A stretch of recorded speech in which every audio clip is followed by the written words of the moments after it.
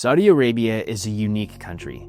Despite having a population of only 33 million people, the nation has considerable economic and geopolitical clout, with presidents and prime ministers, particularly from the West, making at least one trip to the kingdom.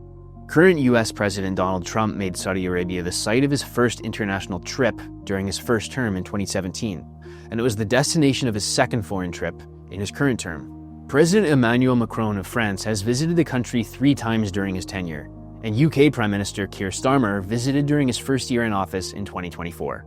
While Canadian Prime Minister Mark Carney has yet to visit, he held a phone conversation with Saudi leader Mohammed bin Salman and even invited the Crown Prince to the G7 summit earlier this year. The Prince ultimately chose not to attend.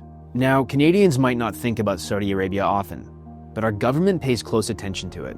In 2024, Saudi Arabia was once again Canada's largest non-US destination for military exports, with nearly $1.3 billion worth of weapons exports being shipped, way ahead of any other country.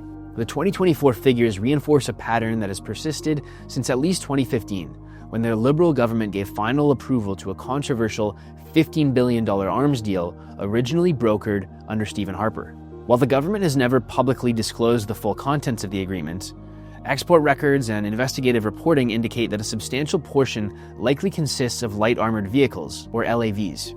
These vehicles are believed to be manufactured by General Dynamics Land Systems Canada, a subsidiary of the US-based General Dynamics Corporation. In August 2022 alone, Statistics Canada reported $132 million in exports of tanks and other armored fighting vehicles to Saudi Arabia. Canada's ongoing military export relationship with Saudi Arabia continues despite the kingdom's well-documented record of repression and its role in the war in Yemen. Amnesty International's 2024 report cites mass executions, unfair trials, and the detention of peaceful dissidents. Human rights are a repeatedly stated priority of Canadian foreign policy, but their relevance tends to shift when other factors are considered. In fact, Canada's relationship with the Saudi regime has only grown stronger.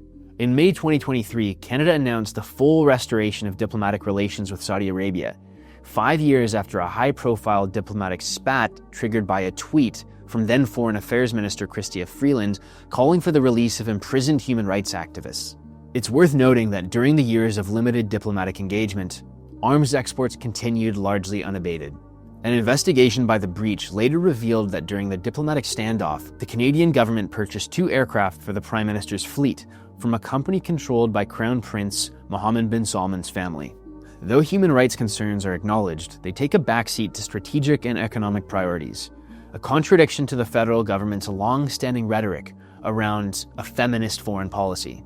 So with all this controversy and tension, why does Canada still support the kingdom? Well, oil. Saudi Arabia has some of the largest oil reserves in the world, and since oil is used in a variety of goods in the West, many leaders have to play ball with the kingdom. Saudi Arabia also has considerable influence over OPEC, an international cartel that can shift global crude oil prices. Increases in oil prices can lead to higher costs of living for Western consumers, who are more likely to take their anger out on their own governments rather than a foreign entity. Western countries also use Saudi Arabia as a wedge and buffer against forces they consider hostile in the region, most notably Iran.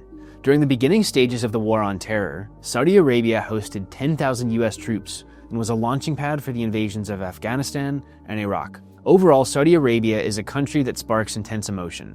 Western countries tolerate the regime to maintain low prices at home and maintain power. And if that means turning a blind eye to human rights atrocities committed both in the kingdom and out, so be it.